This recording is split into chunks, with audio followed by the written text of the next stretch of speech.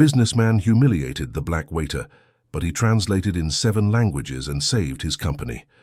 Richard Anderson felt cold sweat dripping down his forehead as the phone kept ringing non-stop. His company was on the brink of collapse, and that call from the Japanese investors could be the last chance to save everything he had built over 20 years of work. That's when the waiter approached with the water pitcher, and Richard, overcome by the tension of the moment, threw the napkin on the floor forcefully. "Pick this up, now," he ordered, without even looking at the young man. The dark-skinned youth in an impeccable uniform bent down silently, picking up the napkin, while other customers at Skyline, the most expensive restaurant in New York City, watched the scene with discomfort. Some looked away. Others whispered among themselves, but no one said anything. "And bring a clean napkin. This one is probably dirty now," Richard continued, with a tone of disdain that made the restaurant manager press his lips together. The waiter maintained his upright posture, showing no reaction. He merely nodded slightly and walked back to the kitchen. His steps were firm, controlled, as if this weren't the first time he had faced this kind of situation. And it wasn't. Marcus Wilson was 28 years old and had been working at Skyline for 5 years. He knew every table, every regular customer, every peculiarity of that environment where the cheapest dish cost the equivalent of his weekly salary. But on that Thursday evening, something about the behavior of that businessman with prescription glasses and a navy blue suit bothered him more than usual. Not because of the humiliation itself. Marcus had developed an emotional armor over the years. What disturbed him was the look of panic in the man's eyes, that poorly disguised desperation while he gripped his phone too tightly. "Just leave him alone," whispered Sarah, the colleague who had worked with Marcus for 3 years. "That kind of person isn't worth it." "It's not about being worth it," Marcus replied quietly, while taking a clean napkin from the drawer. "It's about maintaining dignity." When he returned to the table, Richard already had the phone to his ear, speaking in English with an increasingly agitated voice. On the other end of the line, a sequence of incomprehensible sounds in Japanese echoed loudly enough for Marcus to hear. The businessman was pressing the volume button, trying to understand something, anything. Yes, I understand," Richard lied, clearly lost. "Can you repeat that, please?" The voice on the other end grew louder, more impatient. Marcus recognized the tone. He didn't need to understand Japanese to know that someone was about to hang up and never answer again. "Moshi, moshi," Richard tried, using one of the only words he knew. "Hello, hello?" That's when Marcus did something that wasn't in his job description, something that could cost him his job, but that his conscience wouldn't allow him to ignore. "Excuse me, sir," he said, his voice calm and respectful. "May I help?" Richard looked at him with irritation. "Can't you see I'm busy? Leave the napkin and go away." "You're speaking with Japanese investors, right?" Marcus persisted. "I can translate." The businessman paused, the phone still pressed to his ear. His eyes widened behind his glasses. "How did you—" "Watashi wa anata no tem ni honyaku dekimasu," Marcus said into the phone, gently taking it from Richard's hand. The Japanese words flowed naturally, without hesitation. The voice on the other end of the line changed immediately, from impatient to surprised, then to something that sounded almost like relief. Marcus began translating, alternating between Japanese and English with a fluency that left Richard speechless. "They're saying they received the contract, but there are inconsistencies in the numbers in Section 3, Marcus explained. "They need clarification before proceeding with the $20 million investment." Richard felt his heart race. $20 million. Exactly the amount he needed to save the company. Tell them it was a typo," he murmured quickly. "The correct numbers are—" Marcus translated precisely, adding nuances of politeness that are essential in Japanese communication. Richard didn't know it, but that waiter he had humiliated minutes earlier was saving not just that phone call, but potentially his entire company. The conversation lasted 15 minutes. Marcus remained standing by the table, phone to his ear, carefully translating every word. The other restaurant customers watched, fascinated. The manager approached twice, concerned, but Marcus made a discreet gesture asking for one more moment. When he finally hung up, the silence at the table was heavy. "They'll send the revised contract tomorrow morning," Marcus informed, returning the phone. "They said they appreciate the honesty and are eager to finalize the partnership." Richard took the device with trembling hands. His face was pale, as if he had just avoided a fatal accident. You speak Japanese?" "Among other languages," Marcus replied simply. "How many?" "7, sir." The businessman opened his mouth, closed it, opened it again. Words seemed to have escaped him. Around them the customers discreetly returned to their conversations, but Marcus knew everyone had witnessed that scene. Richard began, but couldn't complete the sentence. Marcus waited, maintaining the professional, neutral expression he had learned to master.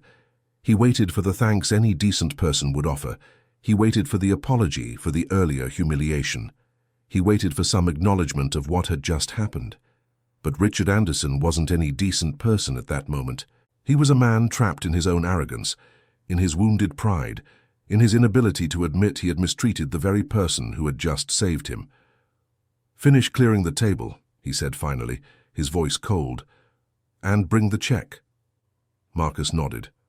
There was no surprise on his face, just a resigned sadness he quickly hid. He turned and walked back to the service counter, where Sarah waited with wide eyes. "Dude, you just did that?" she whispered, impressed. "You saved the guy's business and he didn't even—" "Forget it." Marcus cut her off, checking other tables that needed attention. "It's always like this." But it wasn't always like this. And as he prepared Richard's check, Marcus didn't know that night was just beginning. He didn't know that his decision to help a man who had humiliated him would trigger a series of events that would completely change his life. He didn't know that Richard Anderson, sitting at that skyline table with his wounded ego and troubled conscience, was about to become the most important and complicated person in his journey. And he certainly didn't know that, 6 months later, he and Richard would be side by side, facing together a crisis that threatened to destroy not just a company, but the very lives they both knew. The check was paid in silence. Richard left a generous tip, which made Sarah raise her eyebrows. But Marcus knew it was just money thrown to ease his conscience. It wasn't an apology. It wasn't acknowledgement. It was just what men like Richard did when they wanted to feel less guilty without actually changing. When the businessman left, Marcus finally allowed his shoulders to relax a little. The night was far from over. There were still 4 tables to serve, orders to take, professional smiles to offer. But his mind kept returning to that phone call, to the Japanese that had flowed from his lips so naturally, to the years of quiet study that had finally served a purpose. "Where did you learn all that?" Sarah asked during a break, while they waited for the dishes in the kitchen. "From my grandfather," Marcus replied, and there was a softness in his voice that hadn't been there before. "He taught me everything." "Your grandfather speaks 7 languages?" "Spoke," Marcus corrected, and said nothing more. Dear listener, if you're enjoying the story, please take a moment to like and especially subscribe to the channel. It really helps us who are just starting out. Now continuing, Sarah didn't press him. She knew Marcus well enough to know when not to insist, but she watched as he picked up the tray and headed to table 7, where an elderly couple was waiting, and she saw how his face lit up slightly when the lady commented something in French, and Marcus replied in the same language, making her smile. It was always like that with him, polite, attentive, able to make any customer feel special, and yet he returned home every day by bus to a tiny apartment he shared with his mother in the Queens neighborhood, more than an hour from downtown. The evening followed its usual rhythm. By 10:30, the crowd began to thin out. By 11, only 3 tables remained occupied. Marcus finished setting the tables for the next day, changed out of his uniform into simple clothes, and left through the restaurant's back door. The August chill in New York City hit him as soon as he stepped outside. He zipped up his thin jacket and started walking toward the bus stop. It was a 20-minute walk, but it saved him the money for a taxi he couldn't afford. The downtown streets were emptier at that hour, but not completely deserted. Street vendors were packing up their goods. Security guards of commercial buildings made their rounds. People were leaving bars and restaurants, their laughter echoing on the sidewalks. Marcus walked with his hands in his pockets, lost in thought. He thought about Richard Anderson and his inability to say thank you. He thought about the Japanese investors and the ease with which the words had flowed. He thought about his grandfather, Harold Wilson, the man who had changed his life in ways Richard could never imagine. Harold wasn't just a grandfather. He had been a giant in Marcus's life, literally and figuratively. Standing 6'4" with a presence that dominated any room, Harold Wilson had worked for 40 years in the United States diplomatic service. Not as a diplomat, he always made a point to clarify, but as an official translator. He had accompanied presidents, ministers, ambassadors.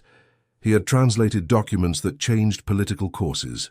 He had been the linguistic bridge between the United States and the world. And then, at 65, a stroke left him partially paralyzed and forced his early retirement. Marcus was 16 at the time. He saw his grandfather, once so vibrant, struggle to form simple sentences, to hold a glass, to walk unaided. It was during those difficult years, while caring for Harold in the afternoons after school, that Marcus began learning languages, first as therapy for his grandfather. The doctor said exercising the brain could help with recovery, so Harold, with his unwavering determination, began teaching his grandson everything he knew. English came first, then French. Marcus absorbed it all like a sponge. He had a natural ease with languages, a musical ear that picked up nuances of accent and pronunciation. Harold noticed this and encouraged him even more. Spanish, German, Italian. Each language was a new window to a different world. And with every word learned, Marcus saw his grandfather grow a little stronger. He saw the spark return to Harold's eyes when they managed to maintain an entire conversation in Russian. He saw the proud smile when Marcus mastered a complicated grammatical structure in Mandarin. Japanese was the last, the most difficult, but also the most rewarding.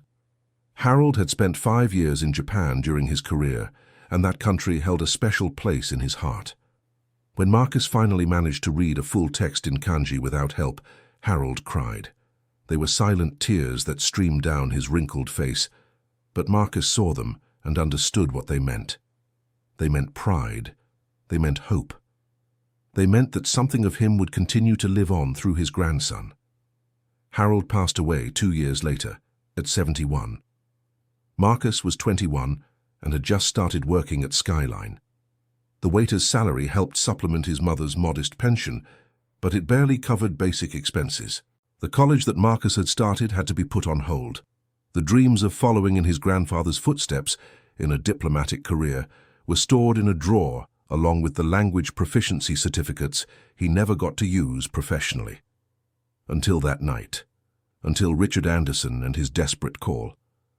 Marcus reached the bus stop and checked the schedule on his old phone that stubbornly kept working. 15 minutes until the next one. He sat on the cold metal bench and let the day's exhaustion finally show in his hunched shoulders. He didn't notice the black car that had stopped across the street. He didn't see the rear window slowly roll down. He didn't notice Richard Anderson watching him for long minutes before ordering the driver to leave. But Richard saw. He saw the waiter he had humiliated sitting alone in the cold, waiting for public transportation while he was in his imported car with heated seats. He saw the tiredness in the young man's body, the invisible weight he carried. He saw and felt, for the first time in years, genuinely ashamed. "Home, Dr. Richard?" the driver asked. "Yes," Richard replied, but his voice came out hoarse. "Home." The car pulled away smoothly. Through the tinted glass, Richard continued looking in the rear-view mirror until the bus stop disappeared in the distance. Something had shifted inside him that night. Something small, almost imperceptible, but definitely there. He didn't yet know what it was. He didn't know that this discomfort was the first symptom of a transformation he hadn't asked for and wasn't prepared to face. He didn't know that this waiter named Marcus Wilson would force him to confront truths about himself that he had spent 4 decades avoiding. All Richard knew, as the car glided through the lit avenues of New York City, was that for the first time in a long time, his material success didn't seem enough to fill the emptiness he felt, and that scared him deeply. Marcus arrived home a little after midnight. The 2-bedroom apartment on the 5th floor of a building without an elevator was dark, but he knew his mother had left the kitchen light on, as she always did. It was her silent way of saying she was waiting for him to come home safely. "Mom, I'm home," he called softly, taking off his shoes at the entrance. "There's food on the stove." Dorothy Wilson's voice came from the bedroom. "I kept it warm for you." Marcus smiled, even exhausted. Dorothy was 57 years old and worked as a cleaning assistant in 3 different houses to help with expenses. She came home tired, her hands rough from so much cleaning, but she never failed to prepare dinner for her son. He ate alone at the small kitchen table, the plate of rice, beans, and chicken his mother had saved, simple but made with love. And as he ate, he thought about Richard Anderson, wondering if the businessman also had someone waiting for him at home. If he had someone who left the light on, he probably did. But did he appreciate it? Marcus finished eating, washed his plate, and went to the tiny room he called his own. The walls were covered in papers, vocabulary in different languages, useful phrases, proverbs, years of study accumulated on sheets yellowed by time. He lay down on the narrow bed, looking at the ceiling where a damp stain formed an imaginary map. And before falling asleep, he whispered in Japanese the words Harold always said before sleeping, "Ashita wa ashita no kaze ga fuku." Tomorrow's winds will blow. What Marcus didn't know was that tomorrow's winds would bring changes he could never predict. They would bring Richard Anderson back into his life in unexpected ways. They would bring challenges, opportunities, and a series of events that would test everything he believed in. But for now, as sleep finally overtook him, Marcus Wilson was just a tired waiter in a small apartment, dreaming of a future that always seemed just out of reach. And Richard Anderson, miles away in his mansion in the Upper East Side, was also lying awake. But unlike Marcus, he found no peace in his king-size bed with Egyptian cotton sheets. He found only the echo of his own actions, repeating in his mind like a scratched record. "Take this. Now." The words he had spoken came back to haunt him, and for the first time in many years, Richard Anderson wondered what kind of man he had become. The answer, he would soon discover, was not pretty at all. The next morning, a sunny Friday that promised heat, Marcus woke up at 7 with his cell phone alarm. He had the afternoon shift at Skyline, which meant he could use the morning for other things.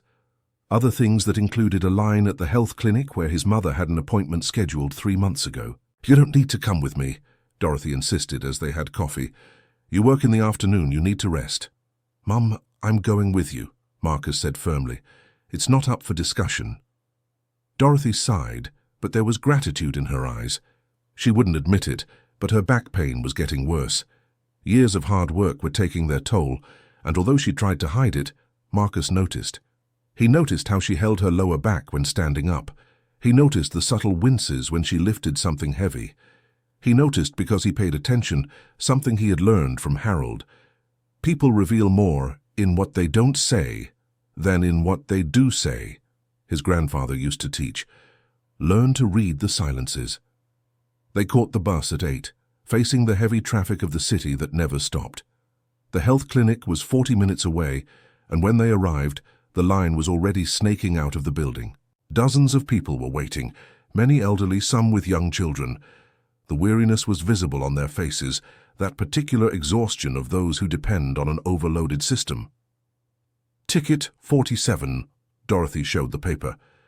"They're calling number 12, Marcus calculated in his head. It would be hours there. "I'll get us some coffee," he said, pointing to the bakery across the street. In the bakery, while waiting for the coffees, Marcus heard the television hanging in the corner broadcasting the morning news, and then he froze. On the screen, Richard Anderson was being interviewed.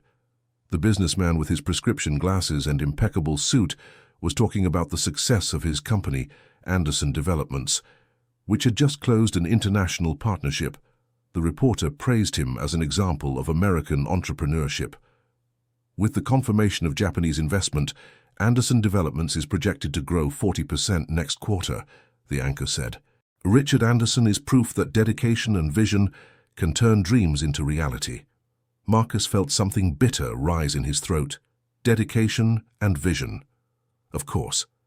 Nothing about the waiter who had translated the call that made that investment possible. Nothing about the humiliation that preceded the help.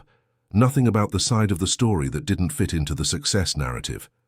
"Your coffees, young man," the attendant called, pulling him from his thoughts.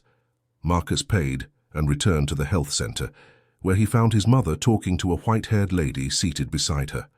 Dorothy always did this, creating connections with strangers in lines. She had a gift for making people feel heard. "Marcus, this is Mrs. Helena," Dorothy introduced. "She was telling me her grandson also speaks other languages." "Just English, actually," the lady corrected with a smile. "But I'm very proud of him. He works as a freelance translator."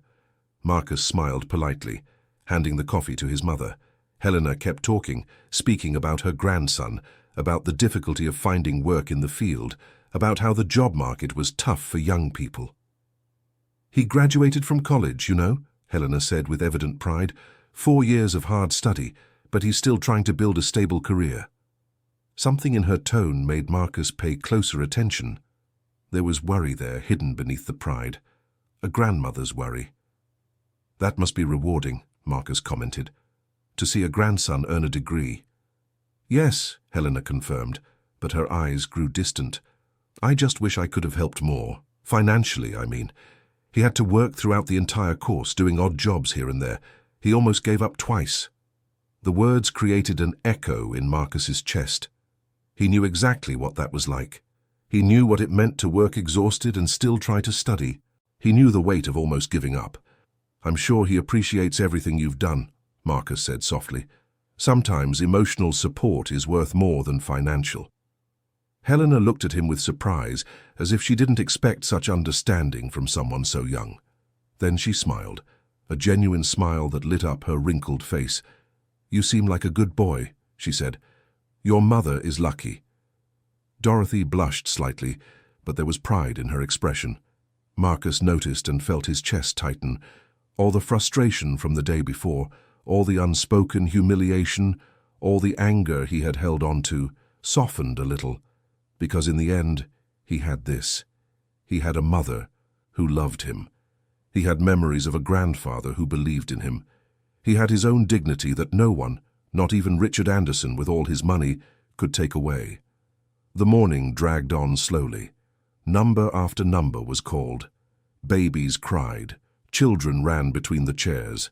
Elderly people dozed, tired from waiting, and Marcus watched it all, absorbing the silent stories around him. A middle-aged man held his wife's hand with such tenderness it seemed fragile enough to break. A teenage girl reviewed notes from a notebook, apparently studying while she waited. An old man with a cane talked to himself, perhaps with ghosts of a past only he could see. Every person there had a story. Each one carried their own struggles, their own quiet triumphs, their own hidden dignities. And Marcus wondered how many of these stories Richard Anderson would bother to learn. How many people he had humiliated without realizing that each one was as complex, as valuable, as human as he was. Finally, at 11:30, Dorothy's number was called. Marcus accompanied her to the examination room, where a young doctor, who seemed more tired than any patient in line, examined her quickly. "Arthritis in the lower back," he diagnosed after a few minutes. "Common in people who do heavy physical work. I'll prescribe anti-inflammatories and recommend physical therapy." "Physical therapy," Dorothy repeated, and Marcus heard the worry in her voice. "How much does it cost?" "Through the public system, you'll have to join the waiting list," the doctor explained, typing on the computer. "Usually takes 6 to 8 months. 6 to 8 months. Marcus discreetly clenched his fists. Your mother was in pain now, not 6 months from now. "And private?" he asked. The doctor scratched his stubble, clearly uncomfortable. "Private would be about $200 per session. I recommend at least twice a week for 3 months. Marcus did the math quickly. Over $4,000, almost 3 times what he earned per month at Skyline. Impossible. "It's okay, son," Dorothy said softly, touching his arm. "The medication will help." But Marcus knew they wouldn't. He knew she would keep working in pain, pushing her body beyond its limits because they had no choice. And he felt a cold, controlled anger at the injustice of it all. They left the health center with the prescription in hand. The midday sun was strong, almost aggressive against the skin. Marcus checked the time. He needed to be at Skyline in an hour. "I'll take you home first," he said. "No, no," Dorothy protested. "I'll stop by the pharmacy to get the medication. You go straight to work." "Mom, Marcus Wilson, you're not going to be late because of me," she said with that maternal firmness that brooked no argument. "Go to work. I'll see you tonight." He hesitated, but knew it was useless to argue. Dorothy was as stubborn as Harold had been. He hugged her carefully, mindful of her sore back, and watched her head toward the opposite bus stop. Only when she was out of sight did Marcus allow his mask to slip a little. He let the exhaustion, the worry, the anger briefly show on his face, and he thought, not for the first time, what it would be like to have enough money to not have to make these impossible choices. What it would be like to have Richard Anderson's life, where a medical problem was solved with a phone call to the most expensive private clinic. Where the biggest stress of the day was a difficult business call, not the choice between food or medicine. But then Marcus took a deep breath, recomposed himself, and began walking toward the subway. Because no matter how much it hurt, he had one thing Richard apparently didn't have. He had love. He had purpose. He had reasons to wake up every morning beyond adding more zeros to the bank account. And as he descended the subway stairs, blending in with hundreds of other workers, Marcus Wilson decided that this had to be enough. Because it was all he had. Skyline was moderately full when Marcus arrived at 2 in the afternoon. Friday was always a busy day, with executives celebrating the end of the work week and couples starting their romantic weekends. "Late?" the manager, Mr. Michael, commented upon seeing him enter through the staff door. 3 minutes, Marcus replied, already changing clothes quickly. "Sorry, it won't happen again." Michael waved vaguely, more concerned with a commotion in the kitchen involving a wrong order. Marcus put on the impeccable uniform, adjusted the bow tie, and went out to the dining room. Sarah was serving table 12, but discreetly waved when she saw him. The rest of the afternoon passed in a familiar blur of orders, dishes, professional smiles. Marcus glided between the tables with the efficiency that 5 years of practice had honed. He knew exactly how long to wait before offering more wine. He knew which customer preferred to be left alone and which appreciated conversation. He knew how to do his job perfectly so that no one noticed he was there. Invisibility was, after all, what waiters were trained to achieve. To be present but not perceived. To serve without disturbing. To be an extension of the environment, not a person per se. It was at 6 in the evening, in the middle of the dinner rush, when it happened. The restaurant door opened and Richard Anderson entered. Marcus saw him immediately, and felt his stomach tighten. The businessman wasn't alone this time. He was accompanied by 3 serious-looking men, all carrying leather briefcases and wearing expressions of important business. Michael personally guided them to a corner table, the best in the restaurant. And of course, it was Marcus who was assigned to serve them, because the universe apparently had a cruel sense of humor. Marcus took a deep breath, picked up his order pad, and walked to the table. Richard recognized him immediately. His eyes widened briefly behind his glasses, then something passed over his face, surprise, discomfort, shame. Marcus didn't have time to decipher it before the businessman regained his usual composure. "Good afternoon, gentlemen," Marcus said, his voice professional. "Welcome to Skyline. May I start you with drinks?" The 3 men began placing their orders, but Richard remained silent, staring at the menu.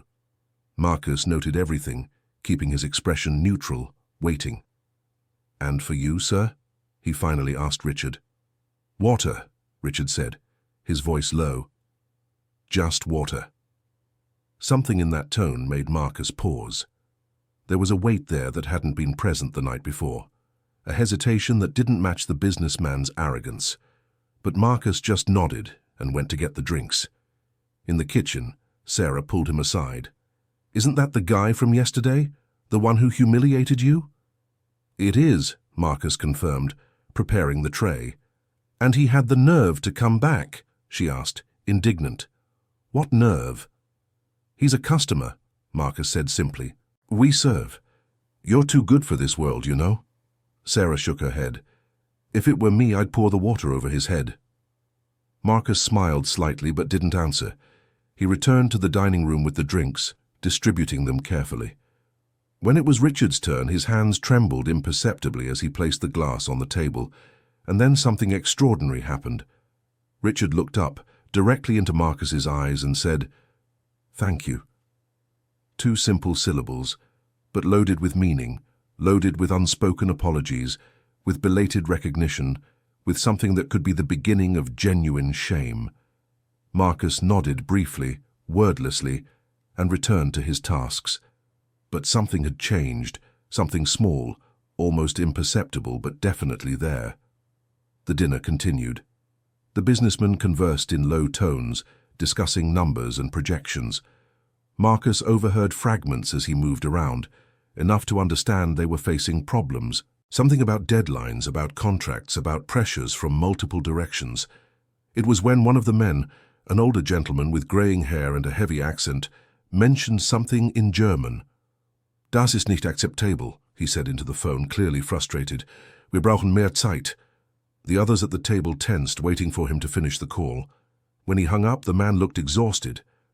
"The Germans are impatient," he explained. "They want answers we don't have yet." Richard ran a hand over his face, a gesture of weariness that Marcus recognized. The businessman seemed to be carrying the weight of the world on his shoulders. Marcus finished serving the main courses and was about to walk away when his conscience, that same damned conscience that had made him help the night before, spoke louder. "Excuse me," he said quietly, just to Richard. "I couldn't help but overhear. If you need German translation—" Richard looked at him, surprise evident on his face. "I speak German too."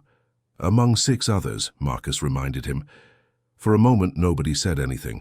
The 3 businessmen looked from Marcus to Richard, clearly confused about who this waiter was and why he was offering to help. It was the grey-haired man who broke the silence. "Richard, who is this young man?" And Richard Anderson, sitting at that table in Skyline with his reputation and business hanging by a thread, did something that surprised everyone, including himself. "This is Marcus," he said, his voice firm, "and he saved my company yesterday. Dear listener, if you're enjoying the story, feel free to leave a like and especially subscribe to the channel. It really helps us who are just starting out." Now continuing, the words echoed across the table like a silent thunder. Marcus felt all the men's eyes on him, assessing, questioning. The grey-haired man raised an eyebrow. "Your waiter saved your company?" he repeated, a touch of skepticism in his voice. Richard nodded, and for the first time since Marcus had met him, there was something different in his expression. Vulnerability, perhaps, or raw honesty. "I was about to lose the Japanese investment due to a language barrier," Richard explained. Marcus translated the call and saved the deal. The silence at the table grew heavy.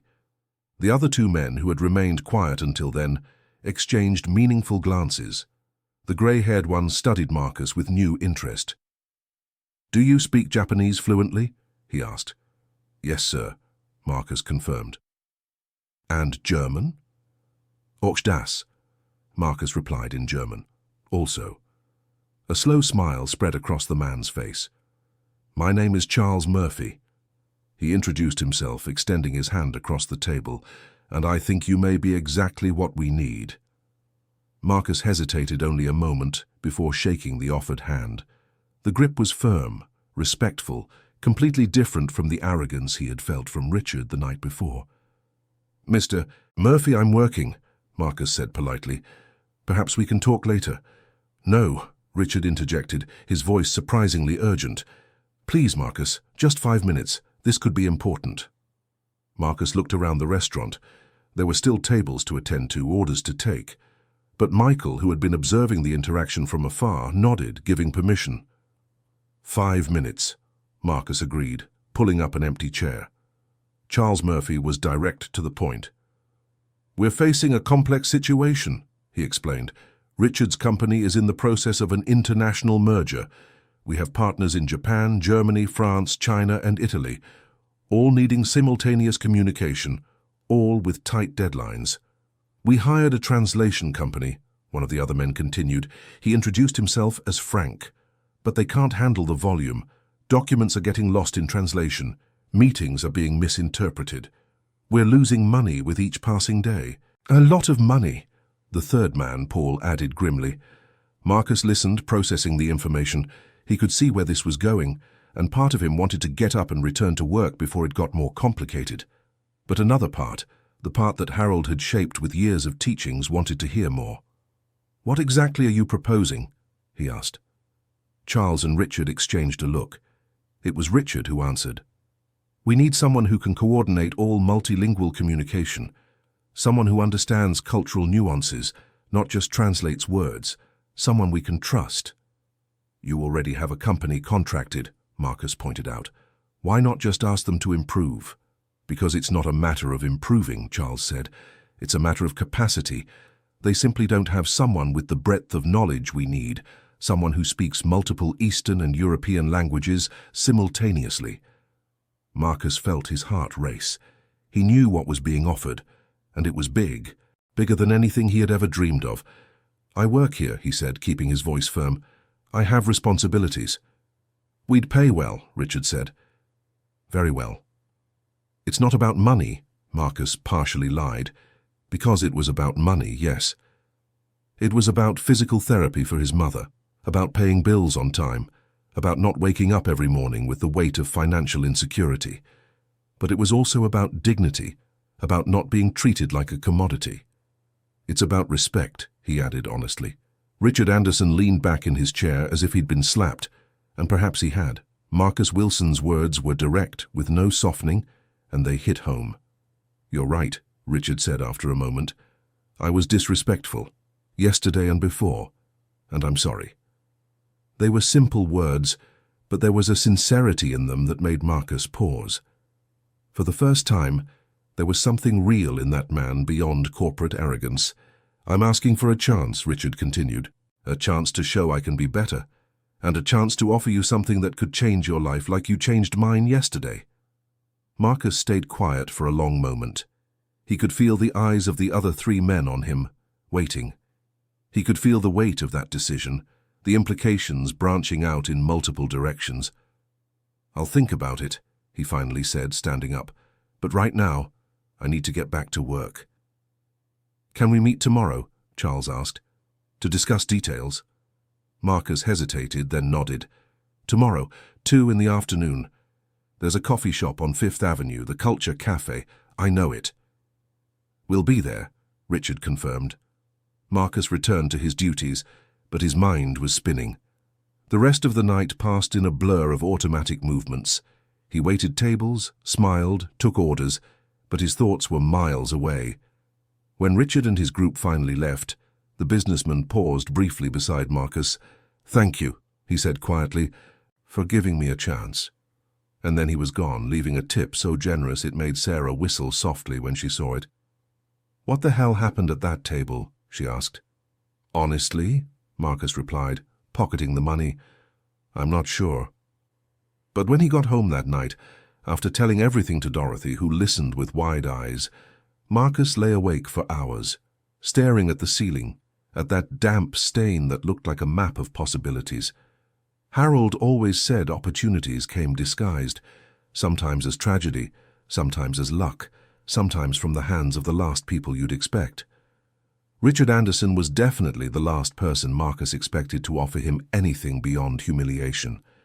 And now, lying in the dark, Marcus wondered if this was really an opportunity or just another way to be used. Only tomorrow would tell. And as New York City slept around him, millions of lights blinking in the darkness like earthly stars, Marcus Wilson closed his eyes and whispered his grandfather's words again. "Ashita wa ashita, no kaze ga fuku." The winds of tomorrow were coming, and they would bring changes that none of them were prepared to face. The Culture Cafe was moderately full when Marcus arrived on Saturday afternoon. It was one of his favorite places on 5th Avenue, a cozy space with books on the walls and the comforting smell of fresh coffee. He had dressed carefully that morning. He didn't have many clothes beyond work uniforms, but he found a light blue dress shirt that Dorothy had ironed and dark jeans. Simple, but presentable. Richard and Charles were already there, sitting at a corner table. Frank and Paul hadn't come, which made Marcus feel slightly less pressured. Richard waved when he saw him, and there was something different in his demeanor. Less arrogant, more human. "Marcus, thank you for coming," Richard said as he approached. "I said I would," Marcus replied, sitting down.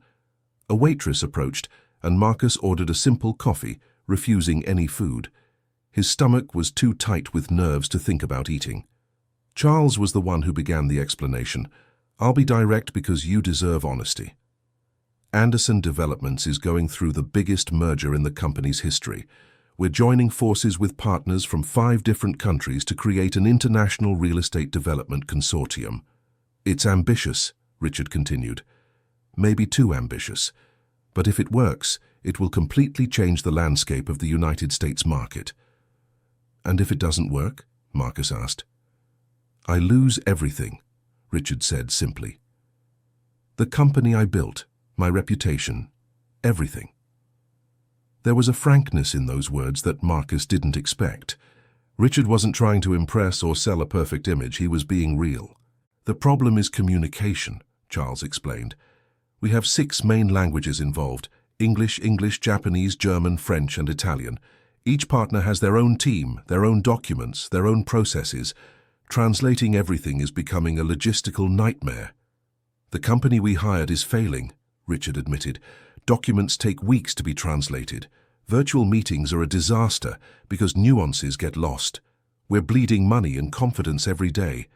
Marcus took a sip of the coffee that had arrived, letting the warmth of the liquid calm him as he processed the information. "And you think I can solve this alone?" he asked. "I'm one person. This seems like a job for an entire team." "Not alone," Charles clarified, "but as a coordinator.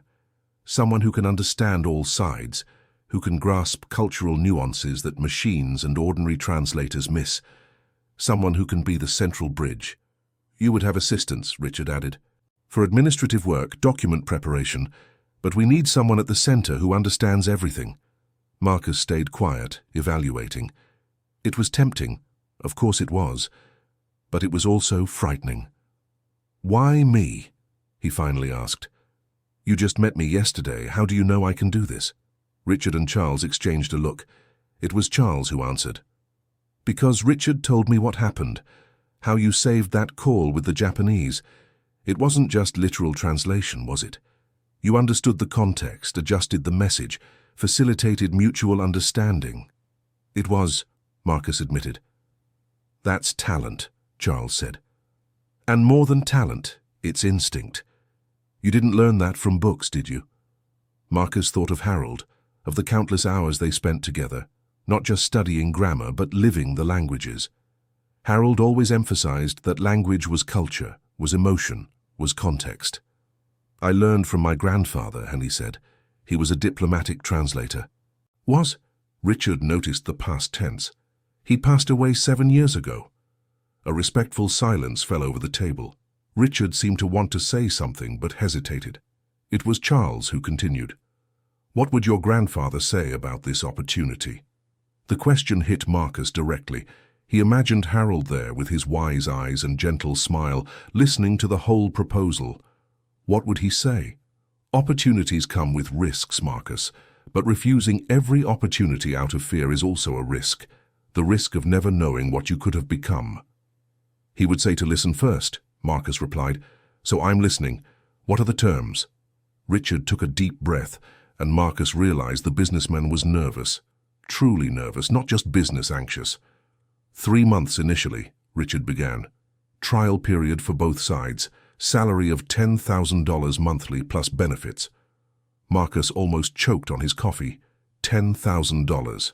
It was more than triple what he earned at Skyline. It was more money than he had ever seen together in his life. "And after the 3 months?" he asked, keeping his voice steady despite the shock. "If it works, permanent contract. Salary negotiable based on performance and—" Richard hesitated, then continued, "profit sharing in the project." "Profit sharing," Marcus repeated slowly. "Are you offering me a share of the profits?" "A small percentage," Charles clarified. "But yes, if this project succeeds, everyone who contributes will be rewarded. It's fair." Marcus looked between the 2 men. There was something there that still wasn't being said. He could feel it. What's the catch? He asked directly. This seems too good to be true. Richard smiled slightly, a smile that held no humor. The catch is we're desperate. The catch is if this doesn't work in 3 months, there won't be a company to work for. The catch is I'm betting everything on this project, and now I'm asking you to bet with me. Honesty, again, raw and direct. Marcus respected that. I need to think, he said. This is a life-changing decision. Of course, Richard agreed. But we need an answer by Monday. The German partners arrive on Tuesday and we need someone coordinating by then. Monday, 2 days to decide the future. I'll call by then, Marcus promised, standing up. Marcus, Richard called out as he began to walk away. I know I started off badly. I know I treated you horribly. But I want you to know this is real. It's not charity. It's not guilt. You are genuinely qualified for this, and it would be an honor to work with you. The words were careful, chosen with precision, and they sounded sincere. Thank you for saying that, Marcus replied. See you Monday. He left the cafe with his mind spinning. Fifth Avenue was bustling. People walking in every direction, living their own lives, facing their own choices. Marcus joined the flow, letting the crowd carry him as he thought. $10,000. It could pay for his mother's physical therapy. It could put better food on the table. It could maybe, just maybe, let him start building something for himself. But what about Skyline? 5 years working there. Sarah, Michael, the other colleagues, who had become almost family. Leave all that for a risky bet. And Richard Anderson. Could he trust him? The man had seemingly changed overnight, but real change took time. What if it was just a facade? Marcus spent the rest of Saturday in a state of mental turmoil.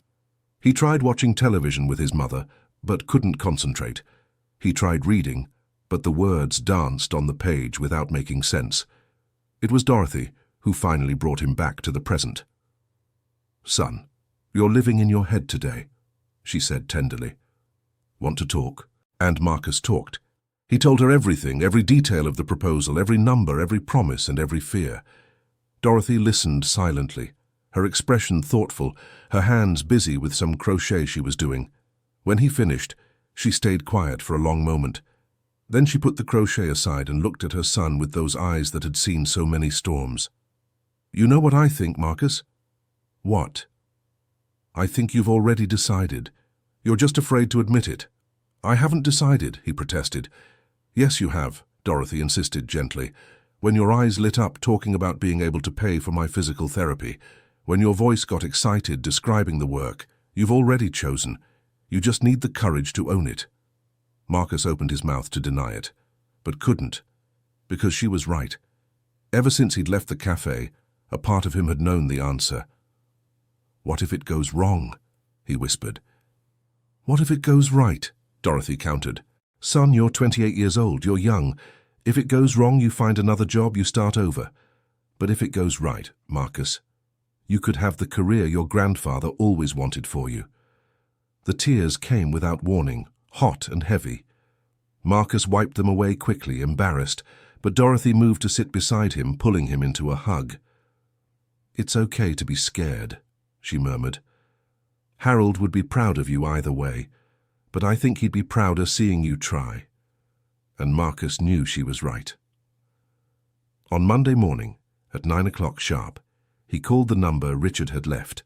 The businessman answered on the second ring. Richard Anderson. Mr. Anderson, it's Marcus Wilson.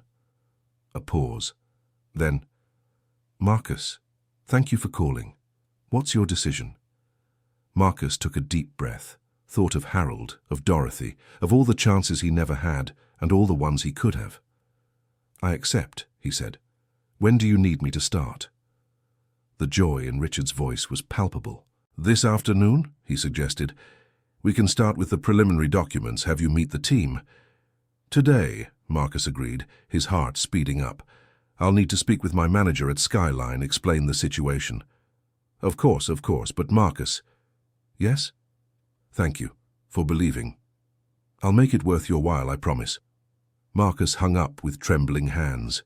He looked around the small apartment, at the walls with vocabulary lists stuck to them, at the photo of Harold on the shelf, and he felt for the first time in years something like hope. He went to Skyline in the morning, before lunchtime, to speak with Michael. The manager was in his office, reviewing the accounts. "Michael, I need to talk to you." The older man looked up and something in his expression softened. "You're leaving, aren't you?" Marcus blinked in surprise. "How did you—" "Marcus, I've worked with people for 20 years. I saw that businessman's face on Friday. I saw how he looked at you. And I saw how you were the rest of the night. I know when someone's gotten an offer they can't refuse." "I'm sorry," Marcus said sincerely. "You've always been fair to me." Michael stood up, came around the desk, and put a hand on Marcus's shoulder. "Don't apologize. You're too talented to be carrying dishes your whole life, no offense to those who do, but you have a gift, son. It's time to use it." The kindness of the words made Marcus's throat tighten. "Can you give 2 weeks' notice?" Michael asked, "so I can find a replacement?" "Of course, I'll work here at night while I adjust to the new job. I won't leave you in the lurch." Michael smiled, proud. "I knew it. You're too good for this world, Marcus Wilson. You'll go far. Just don't forget us when you're rich and famous." They hugged, a brief but meaningful embrace. And when Marcus left the restaurant for the last time as an employee, he felt a mix of sadness and anticipation. One door closing, another opening, other. At 2 in the afternoon, Marcus was in front of the commercial building where Anderson Developments was located. It was a modern glass building, reflecting the blue sky of New York City. He checked the address 3 times, still not believing he was there. Richard was waiting for him in the lobby, accompanied by a middle-aged woman with glasses on a chain. "Marcus, this is Pamela, my executive assistant. She will help you with all the bureaucratic parts." Pamela extended her hand with a professional but genuine smile. "It's a pleasure, Marcus. Richard hasn't stopped talking about you." They went up to the 22nd floor, where the company occupied 2 entire floors. The office was impressive. Floor-to-ceiling windows offering a panoramic view of the city, modern workstations, meeting rooms with cutting-edge technology, and people, dozens of them, rushing back and forth, phones ringing, conversations overlapping. It was chaotic in an organized way. "Is it always like this?" Marcus asked. "Only on normal days," Richard replied with a tired smile. "On difficult days it's worse." He guided Marcus down a hallway to a room that seemed to have been hastily prepared. There was a large desk, 3 computers, stacks of documents, and wall charts with colorful timelines. "This is your command post," Richard explained.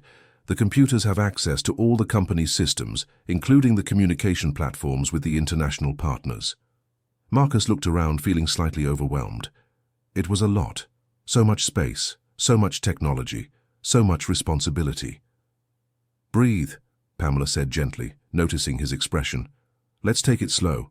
First, the hiring documents, then a full tour, and then we start the real training."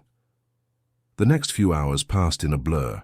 Marcus signed papers, was introduced to people whose names he immediately forgot, learned passwords and systems. Pamela was efficient and patient, explaining everything twice when needed. It was 6 in the evening, when most people had left, that Richard returned to Marcus's room. "How are you feeling?" "Overwhelmed," Marcus admitted honestly. "Good. It means you understand the magnitude of the work," Richard said, sitting in a chair next to the desk. "Marcus, can I be honest with you?" "Please." "I'm scared. This project is everything to me. Not just financially, although that's important. But it's my legacy, you know? It's what I want to leave for my children. Proof that I can build something bigger than myself." It was the first time Richard had mentioned children. Marcus studied him with new interest. "How many children do you have?" "2. Emily is 15, Ryan is 11. Good kids, smart. But Richard hesitated, then continued. "I haven't been the best father. I work too much, I'm always busy. I want this project to work so I can give them a better future, but I also want to have time to be present." There was a vulnerability in those words that transformed Richard from an arrogant businessman into just a worried father, and Marcus understood the layers of that man a little better. "And your grandfather?" Richard asked. "You said he was a diplomatic translator. How did he get into that career?" Marcus smiled, memories surfacing. "He grew up poor, very poor, but he had a gift for languages. A priest in the community noticed and helped him study. He worked as an office boy while studying at night, learning English from an old grammar book he found in the trash." "Really?" "Really. He always said that every great success starts with someone willing to learn from the trash, literally or figuratively." Richard laughed, a genuine sound. "Your grandfather seemed like a wise man." "He was, and demanding, and sometimes frustrating. But yes, he was wise." They sat in comfortable silence for a moment. Then Richard stood up. "Go home, Marcus, rest. Tomorrow the real work begins." Marcus gathered his things, still feeling out of place in that environment. As he was leaving, Richard called him again. "Marcus, about last Thursday, at the restaurant, I was an idiot." "You were," Marcus agreed simply. "I'm trying to be better. Just have patience with me, okay?" "Okay," Marcus said. And he meant it sincerely. When he left the building onto the busy street, the sun was setting, tinting the sky orange and pink. New York City in all its chaotic beauty stretched out around him. Marcus pulled out his phone and called his mother. "Mum, I made it. I started today." The joy in Dorothy's voice made it all worth it. "I'm so proud of you, son. So proud." And as he walked toward the subway, Marcus felt something he hadn't felt in a long time. He felt like he was exactly where he was supposed to be, that the winds of tomorrow had blown in the right direction, and that perhaps, just perhaps, Harold was somewhere smiling, because his grandson was finally flying. Dear listener, if you're enjoying the story, please take a moment to like and especially subscribe to the channel. It really helps us who are just starting out. Now continuing. The first 2 weeks at Anderson Developments were a whirlwind. Marcus arrived at 8 in the morning and often left after 7, going straight to Skyline to work until midnight. He slept 5 hours a night, woke up, and repeated. It was exhausting, but it was also thrilling in a way he hadn't experienced in years. The work was complex but rewarding. Marcus quickly established himself as the communication bridge between all the international partners. He translated documents, mediated video conferences, clarified cultural misunderstandings that constantly arose. The Germans were precise and direct, which initially offended the Italian partners, who preferred warmer and more indirect communication.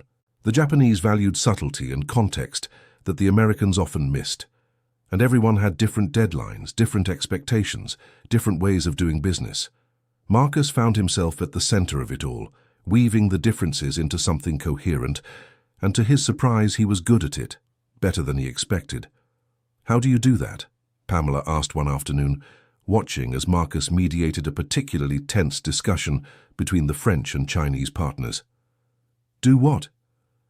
"Make everyone feel heard without taking sides. It's a gift." Marcus thought about it. It was something Harold had taught, but not with words, with examples, with patience, with years of demonstration. "My grandfather used to say that translation isn't about words, it's about intention. If you understand the intention behind the words, you can find ways to communicate it that resonate with the other culture." "Wisdom," Pamela commented.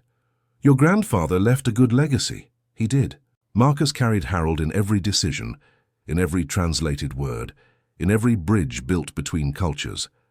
It was as if his grandfather were there, guiding his hand invisibly but constantly present. But not everything was smooth. In the 3rd week, the first serious problem arose. The German partners had sent a revised contract with clauses that, in direct translation, seemed reasonable. But Marcus, reading carefully, noticed that the German legal language contained nuances that effectively transferred more risk to the American side than agreed upon. It was subtle, so subtle that the previous translation company had completely missed it. But Marcus saw it because he understood not just the words, but the legal and cultural context behind them. He took his concerns directly to Richard. "Are you sure?" the businessman asked, studying the document skeptically. "This changes everything. If you're right, we need to renegotiate. If you're wrong, I'm right, Marcus said firmly. Clause 14b uses the term mittelbare Haftung, which literally means indirect liability. But in the German legal context, it actually means we assume full responsibility for any failures of the subcontractors, even those they choose. Richard turned pale. That could cost us millions if something goes wrong. Exactly. Charles was called, lawyers were consulted, and after 2 hours of analysis, they confirmed that Marcus was absolutely right. The clause was an elegant trap that would have cost the company a fortune. My God, Richard murmured, running his hand through his hair. If you hadn't caught that. But I did, Marcus said. That's why I'm here. The renegotiation with the Germans was tense. They weren't happy about being caught trying to include disadvantageous terms, but Marcus mediated the conversation carefully, allowing them to save face while firmly insisting on the necessary changes. In the end, a new contract was drafted, fair to both sides, R2. And the German partners' trust in Marcus ironically increased. They respected someone who couldn't be manipulated. You just saved the company again, Richard said later, in the privacy of his office. You know that, right? I just did my job. No, Marcus. You went beyond, far beyond. That incident changed something in the office dynamics. People started seeking out Marcus not just for translation, but for advice, for perspective, for mediation when conflicts arose. He became, without planning it, a central figure in the entire operation. And with this new importance came new pressure. It was in the 4th week that Dorothy called during work hours, her voice tense with pain. Son, sorry to bother you at work, but my back, I can't get up. Marcus felt icy panic. Where are you? At home. I tried to go to work, but I couldn't get down the stairs. Marcus, it hurts so much. Don't move, Mum. I'm coming. He ran out of the room, almost colliding with Pamela in the hallway. Marcus, the meeting with the Japanese Family emergency, he cut in. My mother needs me. I'm sorry. I'll be back as soon as I can. Pamela saw something in his face that made her nod immediately. Go. I'll cover. Take care of your mother. Marcus took a taxi, something he normally would never do because of the cost, but there was no time. He got home in 20 minutes to find Dorothy in bed, her face twisted in pain. Let's go to the hospital, he said, gently helping her up. Son, the cost? It doesn't matter, Mom. Your health is more important than money. At the hospital, after hours of waiting and tests, the diagnosis was clear and frightening. The arthritis had progressed severely. Dorothy needed surgery, not just physical therapy, and she needed it urgently. How much? Marcus asked the doctor, his voice firm despite the fear. The surgery, hospitalization, recovery, about $25,000. And then 3 months of absolute rest with intensive physical therapy, $25,000. Marcus had only received 1 paycheck so far.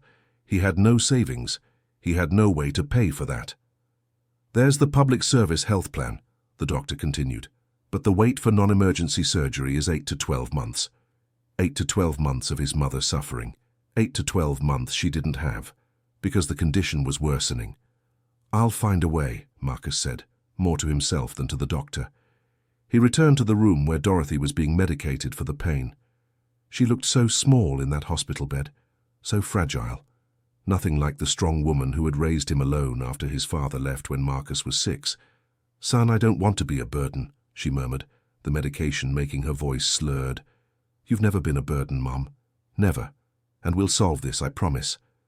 But as he said the words, Marcus didn't know how he would keep that promise. It was already night when he returned to the Anderson Development's office. The building was almost empty, only a few lights still on. To his surprise, Richard was still there, working in his office. Marcus, he said upon seeing him at the door. How's your mother? She needs surgery urgently. Marcus's voice came out more broken than he intended. Richard gestured to the chair in front of his desk. Sit. Tell me. And Marcus told him. About the arthritis, about the years of hard work, about the impossible cost of the surgery. The words came out in a flow he couldn't control, all the accumulated worry and fear overflowing. When he finished, Richard was quiet for a long moment. Then he opened a drawer, took out a checkbook and started writing. "What are you doing?" Marcus asked. "Advancing your salary. 3 months. That should cover the surgery and give you some breathing room for the care afterward." Marcus looked at the check being filled out, and something inside him broke and rebuilt simultaneously. It was $30,000, more money than he had ever seen in his life, being offered as if it were nothing. "I can't accept this," he said, though every fiber of his being wanted to. "Why not?" Because I'll be in your debt. Because it changes the dynamic between us. Because you have pride," Richard finished, "and I respect that. But Marcus, let me tell you something I learned too late in life." He signed the check, but hasn't handed it over yet. 4 years ago, my mother got sick. Cancer. I had money, so I paid for the best treatment, the best doctors. And you know what she told me on her hospital bed? Marcus shook his head. She said she would have given up all of that if I had just spent more time with her in the previous years. She said the money bought more time, but it didn't buy the memories we failed to make. Richard paused, his eyes glistening. She passed away 2 months later, and I carry that guilt every day. The silence in the room was heavy with shared pain. Don't let your mother suffer because of pride, Marcus. Don't make the same mistake I made out of arrogance. Accept the help. Take care of her while you can, because one day you'll wish you had done it, and it might be too late. Marcus took the check with trembling hands, and for the first time in front of Richard, he let the tears fall. "Thank you," he whispered. "I'll pay you back, I promise." "I know, but don't worry about that now. Now go home, rest, and tomorrow schedule that surgery." Marcus left the office that night with a piece of paper that would change everything. And with a new understanding of Richard Anderson, the man who had humiliated him weeks ago was now giving him not just money, but vulnerability, trust, humanity. People were complicated. No one was just good or just bad. Everyone was a mix of rights and wrongs, of growth and stumbles. And Richard was clearly trying to grow. Dorothy's surgery was scheduled for the following week. Marcus spent those days divided between the office and the hospital, preparing everything. On the morning of the surgery, he was so nervous he could barely hold his coffee. Richard showed up at the hospital to Marcus's surprise. "You didn't have to come," Marcus said. "I know, but I wanted to." They waited together while Dorothy was in the operating room. 3 hours that felt like an eternity. Richard told stories about his children, about his own mother, about mistakes he had made and was trying to fix. And Marcus listened, grateful for the distraction. When the surgeon finally came out, his tired but satisfied face said it all. The surgery was successful. She'll need time and physical therapy, but the recovery should be complete. Marcus felt his knees weaken with relief. Richard held him firmly by the arm. "See? It's okay. Your mother will be okay." And in that moment, Marcus realized something important. Richard was no longer just his boss. He was becoming something like a friend. But not everything was resolved. In fact, the problems were just beginning. 2 weeks later, with Dorothy recovering at home under the care of a nurse Marcus had hired with part of the advance money, a bomb exploded in the project. The Chinese partners discovered that the Japanese had negotiated more favorable terms in their contracts. Feeling deceived, they threatened to withdraw completely from the merger. Without the Chinese, the entire consortium would collapse. Years of work would go down the drain. The situation was culturally delicate. In Chinese culture, losing face was serious. They felt they had been disrespected, and no amount of rational explanations was working. "We need to fix this," Richard said in an emergency meeting. "Marcus, do you have any idea how?" Marcus thought carefully. He remembered something Harold had taught him about negotiation in Chinese culture. It wasn't about the terms themselves, it was about respect and relationship. "We need a gesture," he said slowly, "not just changing the contract terms. That would seem transactional, as if we were just trying to appease them. We need to show that we value them as equal partners." "How?" "Mr. Anderson, when was the last time you visited the partners personally?" Richard paused. I haven't visited any partners in person yet. Everything has been through video conference." Exactly. In Chinese culture, important business requires physical presence. It requires building relationships face to face. You need to go to them. Go to China? Richard seemed shocked. Now? Now, Marcus confirmed. And not just you. Me too. We need a translator who understands cultural nuances, not just the language. Charles intervened. This will be expensive. Flights, accommodation, meetings, and it will cost infinitely more if we lose the Chinese, Marcus argued. Mr. Anderson, let me organize this. A 5-day trip. Personal meetings, dinners, relationship building. We can save this partnership. Richard looked at Charles, then back at Marcus. Then he nodded slowly. Okay. Organize it. When do we leave? In 3 days. I need time to prepare everything properly, establish the correct cultural protocols. And so, in the 5th week of work at Anderson Developments, Marcus found himself on a plane to Shanghai, seated next to Richard in business class. It was the first time he had flown in anything beyond economy class. It was the first time he had left the United States. Nervous? Richard asked as the plane took off. Terrified, Marcus admitted honestly. And excited. Harold always talked about his travels. Now I'm living it. He would be proud. I hope so. The 15-hour flight gave Richard and Marcus time to talk more deeply than ever before. Richard talked about his middle-class childhood, about how he built the company from scratch, about the marriage that was slowly falling apart because he prioritized work over family. My wife, Lisa, she gave me an ultimatum 6 months ago, he confessed. Either I change and start being present, or she files for divorce. And you know what's worse? I wouldn't know how to blame her. I've been a terrible husband, absent, focused only on making money, on proving my worth through professional achievements. Why? Marcus asked. Why is work so important? Richard was quiet for a long moment, looking out the window at the clouds below. My father went bankrupt when I was 12. A series of bad decisions, a dishonest partner, and suddenly everything we had was gone. I saw my mother cry every night. I saw my father become a shadow of himself. And I swore I would never ever go through that. So you worked obsessively to build security. I worked obsessively to build an empire. But somewhere along the way I forgot that an empire doesn't matter if you're alone inside it.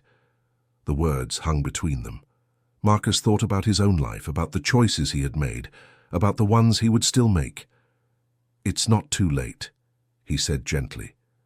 For your children, for your wife. As long as you're alive and trying, it's not too late. Richard looked at him with something that could be gratitude or sadness or both. How did you get so wise so young? I'm not wise. I just had a good teacher. They arrived in Shanghai in the morning, the sun rising over a city that seemed straight out of a futuristic movie. Skyscrapers stretched as far as the eye could see, a forest of glass and steel that made Marcus feel simultaneously insignificant and amazed. The meetings began the following afternoon. Marcus had spent the night preparing Richard on Chinese cultural protocol, how to greet, how to accept business cards with both hands and study them before putting them away, how to build conversation before getting down to business. The main Chinese partner, Mr. Zhang, was a man in his 60s, dark hair graying at the temples, eyes that seemed to see through any falsehood. He received Richard and Marcus with cold politeness, clearly still offended by the contract situation. Marcus translated the first exchanges, but he did more than that. He observed body language, caught subtleties in Zhang's tone of voice, adjusted the translations to maintain respect and dignity on both sides. Slowly, over hours of conversation, tea served countless times, stories shared about family and values, the walls began to come down. Zhang told how he had built his real estate development empire during China's economic reforms, how he had worked since he was 12, how he valued partners who showed character beyond ambition. Richard, guided by Marcus's subtle glances, shared his own stories, his childhood, his father's struggles, his own fear of failure. And something changed in Zhang's face. Recognition, respect. On the second day, Zhang invited them to dinner at his home, a significant gesture in Chinese culture, showing he saw them not just as business partners, but as potential friends. Zhang's wife prepared a feast. During dinner, while Marcus translated conversations about family, traditions, dreams, Richard did something unexpected. He took out his phone and showed photos of Emily and Ryan, his children. "My treasures," he said, and there was genuine emotion in his voice. "To whom I haven't dedicated enough time, I'm trying to change that." Zhang studied the photos carefully, then looked at Richard with new eyes. "A man who acknowledges his mistakes and tries to correct them is a man of character," he said in Mandarin, which Marcus translated. "We can do business with such a man." On the third day, the contracts were renegotiated. Fair terms were established. More importantly, a genuine relationship had been built. Zhang shook Richard and Marcus's hands as they said goodbye, something he hadn't done upon arrival. "You have a good man by your side," Zhang said to Richard, indicating Marcus. "Take good care of him. People with his talent and integrity are rare." "I know," Richard replied. "I learned that the hard way." On the plane back to the United States, after the cabin lights were turned off for the night and most passengers were asleep, Richard turned to Marcus. "You saved everything again. Do you realize that? We saved it. It was teamwork." "No, Marcus. You taught me to see people as people, not just as business tools.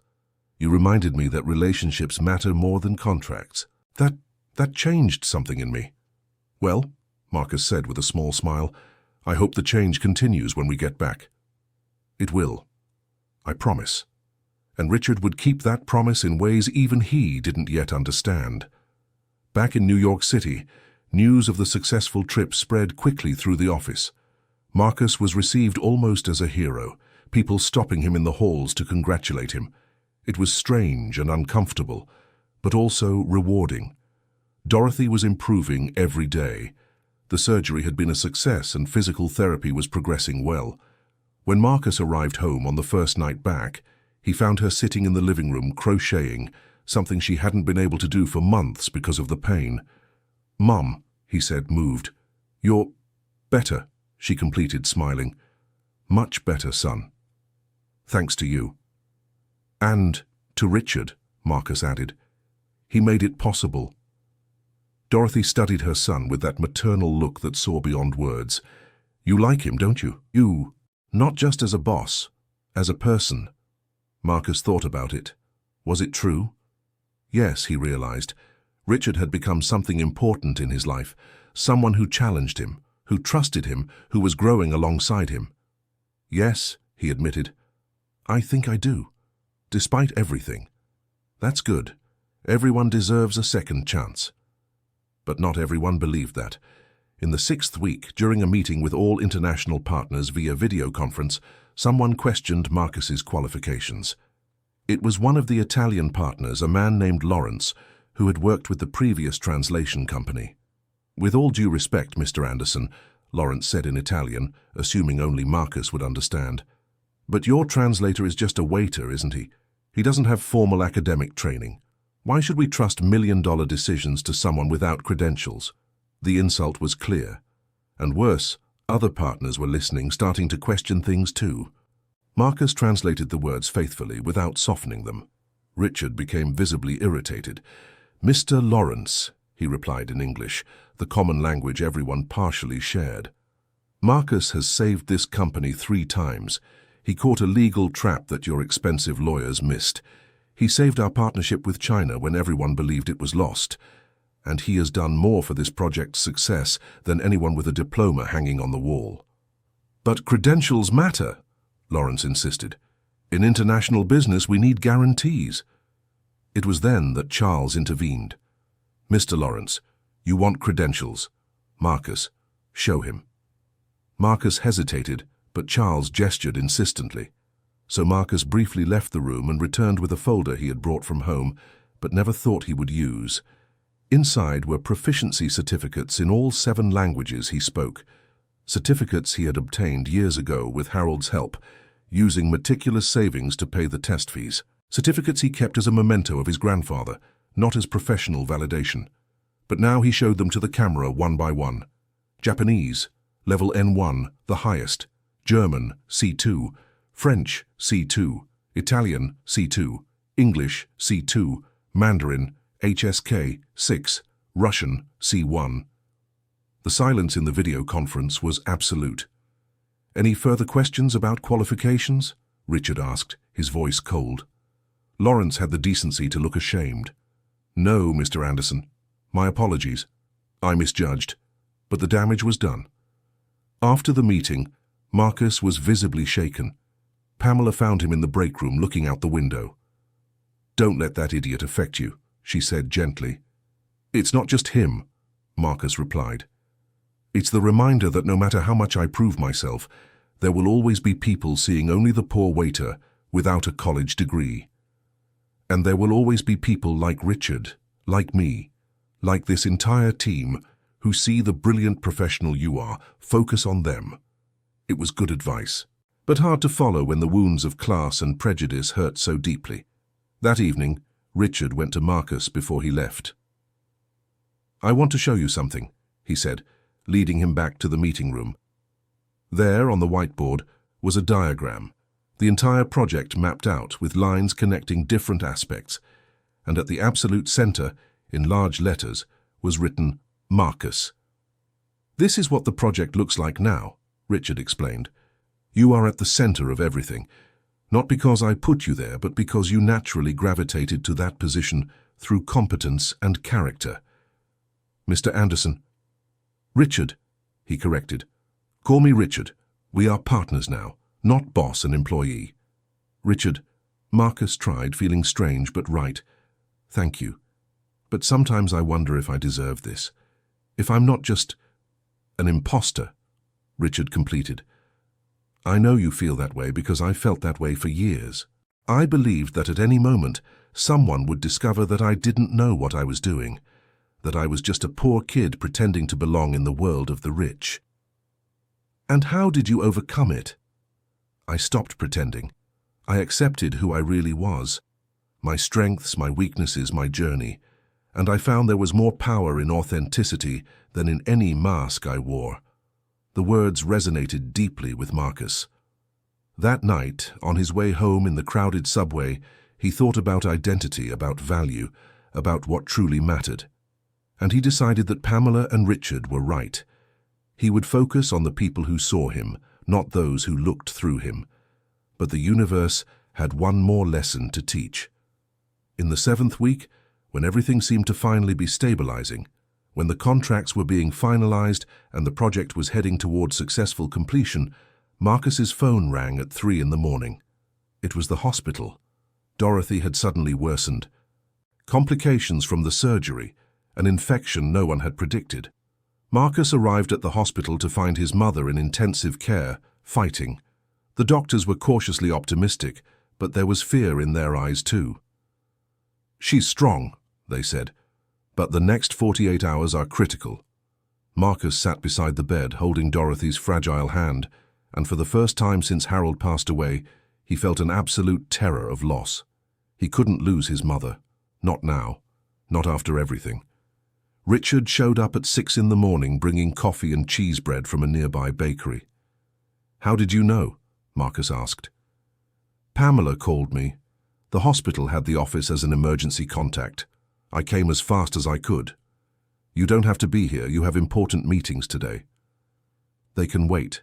You shouldn't go through this alone." And then Richard did something extraordinary. He sat down next to Marcus and stayed. Simply stayed. For hours as doctors came and went, as machines beeped and nurses checked vital signs, Richard remained there, a silent but solid presence. Sometimes silence is the greatest gift someone can offer. And in those endless hours of waiting, Marcus learned that Richard Anderson was no longer just a boss or even a friend. He was becoming something like chosen family. Dorothy pulled through the crisis. On the 2nd day, her condition stabilized. On the 3rd, she woke up, weak but conscious. "Son," she whispered, squeezing Marcus's hand. "Don't scare me like that." "Me?" Marcus laughed through tears. "You're the one who scared me." Dorothy looked past Marcus and saw Richard, who had returned after finally going home to sleep a few hours. "You must be the famous Richard," she said with a weak smile. "I am. It's an honor to meet you, Mrs. Dorothy. Thank you for looking after my son." "He's the one who looks after all of us," Richard corrected, "but it was a pleasure." In the following days, as Dorothy slowly recovered, Richard made sure Marcus could spend as much time as possible at the hospital without worrying about work. He rescheduled meetings, redistributed tasks, did whatever was necessary. "Family comes first," he told Marcus. "I learned that too late. I won't let you make the same mistake." And Marcus saw that Richard had truly changed. The arrogant businessman who had humiliated him 2 months earlier was almost unrecognizable in this compassionate present man. In the 8th week, with Dorothy finally home and genuinely improving this time, the project reached its final phase. All contracts were signed. The international consortium was officially formed. The merger was complete. The celebration party was held in the main hall of the Anderson Developments building. Partners came from all the countries involved. There was champagne, gourmet food, musicians playing softly in the background. Marcus felt out of place among so many important people, so many expensive suits and elegant dresses. But when he started to mingle, he found that most people wanted to meet him, the coordinator who had made it all possible. "You're young," Mr. Zhang commented, shaking his hand warmly, "but you have the wisdom of someone much older." "I had a good teacher," Marcus replied, thinking of Harold. It was in the middle of the party that Richard asked for attention. The room fell silent as everyone turned to him. "I want to thank everyone for being here today. This merger represents 3 years of hard work, countless challenges overcome, and the union of brilliant minds from around the world." Polite applause. Richard continued, "But I especially want to thank one person without whom none of this would be possible. Someone who taught me that success isn't just about numbers on a spreadsheet, but about respect, humanity, and genuine connection." Marcus felt his stomach tighten as he realized where this was going. "Marcus Wilson, could you come up here, please?" All eyes turned to him. Marcus hesitated, then walked slowly to where Richard stood at the front of the room. "Marcus started as a waiter," Richard said, and Marcus felt a flash of panic. But Richard continued, "And I, in my arrogance, treated him as if that defined his worth. I humiliated him, disrespected him. I was everything a human being should not be." The silence in the room was absolute. Everyone waited, curious. But Marcus, with a grace I didn't deserve, chose to help me anyway. And in that moment he didn't just save my company. He taught me a lesson I had forgotten, that every person, regardless of their position, deserves dignity and respect. Richard turned directly to Marcus. "You changed my life. You made me a better man, a better father, a better leader. And for that I thank you." Then Richard did something that shocked everyone in the room. He knelt, right there in front of everyone, and bowed his head. "Public apology for public disrespect," he said. Marcus felt tears burning in his eyes. Gently he touched Richard's shoulder. "Get up," he said softly. "You redeemed yourself long ago." Richard stood up, and the 2 men embraced. The room erupted in applause. It was more than a celebration of successful business. It was a testament to human transformation, growth, and second chances. But there was one more surprise. "And there's one more thing," Richard said when the applause died down. "Marcus, you've been working with us for 2 months, and in that time, you've proven to be not just an exceptional employee, but an essential part of this company.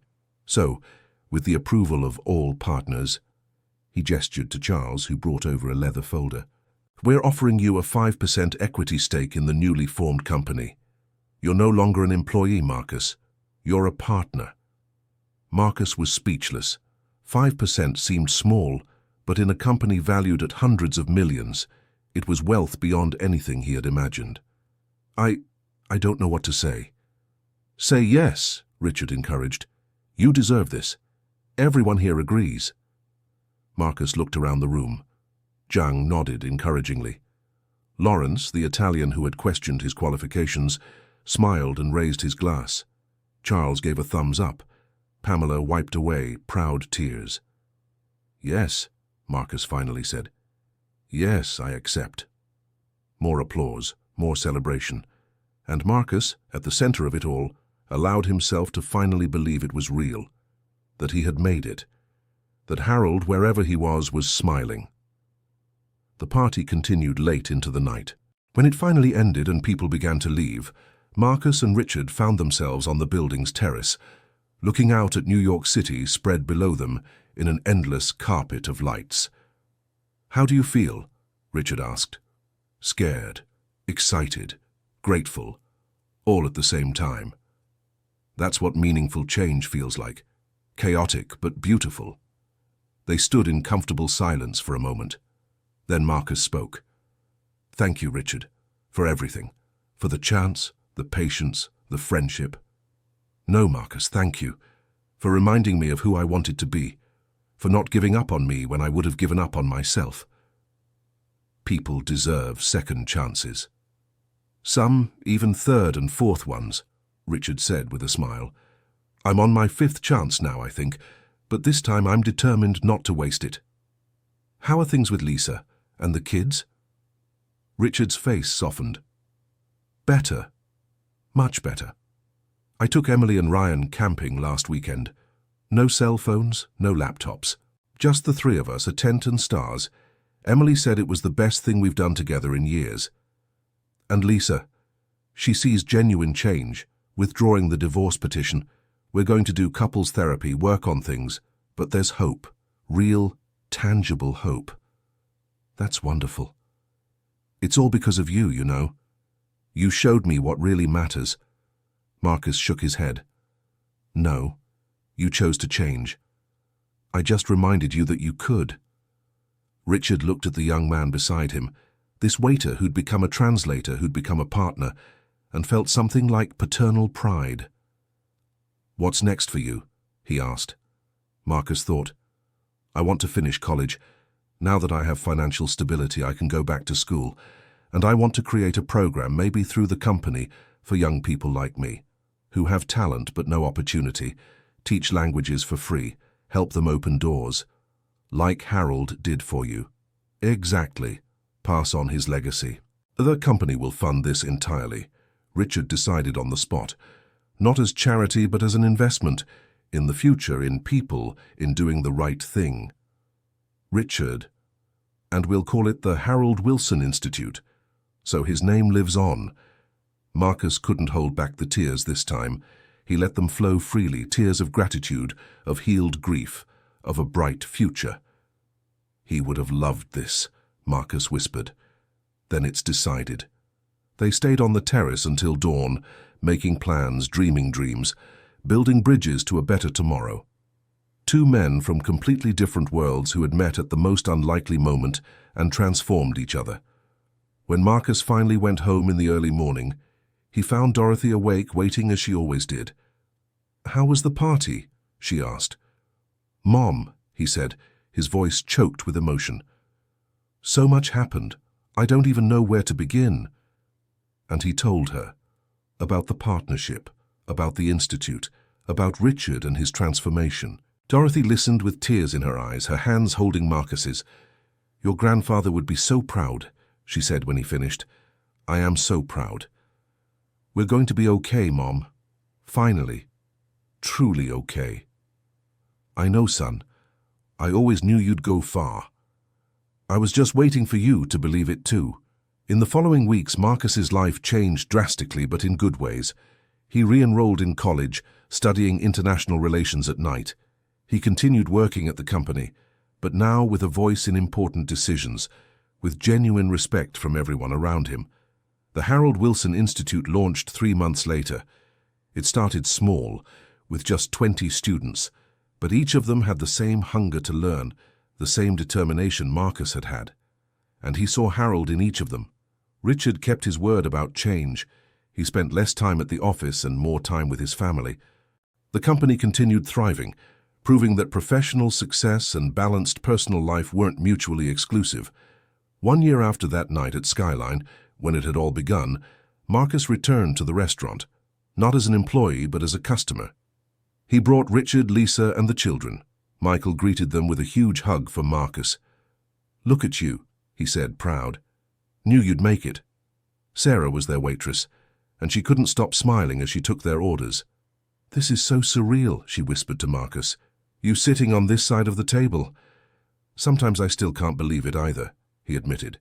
During dinner, Emily, Richard's daughter, asked Marcus about his work. And he explained in simple terms about languages and cultures and building bridges between people. "Is that why Dad changed?" she asked perceptively. "Because of you?" "No," Marcus corrected gently. "Your father changed because he chose to change. I just reminded him that he could. He's way cooler now," Ryan, the youngest son, commented. "He plays with us, comes to my soccer games. It's like having a real dad." Richard blinked quickly, moved by his son's innocently honest words. Lisa took his hand under the table, squeezing it in support and love. After dinner, as they were leaving, Richard stopped Marcus. "You know what I realized," he said. "That night, a year ago, when I humiliated you here, if you had just let me fail, your life would probably be easier, but you chose to help anyway. Why?" Marcus thought about the question, remembering that moment, that decision that had changed everything. "Because Harold taught me that our worth isn't measured by how we treat those who can benefit us, but by how we treat those who cannot. And he taught me that there's always humanity in everyone, even in those who temporarily forget it." "Wisdom," Richard said softly. "Your grandfather built something extraordinary in you. And through you he touched my life and so many others. That's a true legacy." They hugged there on the sidewalk in front of Skyline, under the same lights that had witnessed humiliation transformed into redemption. And Marcus knew, with absolute certainty, that every difficult moment, every choice to maintain dignity when it would be easier to surrender to bitterness, every decision to see humanity, even in cruelty, had been worth it. Because in the end, it didn't matter how many languages you spoke or how many diplomas you had on the wall. What mattered was character, compassion, the daily choice to be kind, even when the world wasn't. These were the lessons that Harold had taught, that Dorothy had modeled, and that Marcus now passed forward, one student at a time, one bridge at a time, one human connection at a time. New York City continued pulsing around them, millions of stories unfolding simultaneously. And that night, under the urban sky that never grew completely dark, two of those stories intertwined into something beautiful. The story of a man who had forgotten his humanity and found it again, and the story of a young man who never lost his, even when the world tried to take it from him. Together they proved that transformation was possible, that second chances mattered, that the path you walked didn't necessarily determine where you'd end up, and that sometimes, just sometimes, the winds of tomorrow blew exactly in the right direction. End of story. Now tell me, what did you think of this story? Do you think Richard really changed, or was it just out of self-interest? Have you ever been in a situation where you needed to maintain your dignity, even when disrespected? Share your honest experiences and opinions in the comments. If this story moved you, don't forget to leave your like and especially subscribe to the channel so you don't miss other inspiring stories about overcoming and transformation.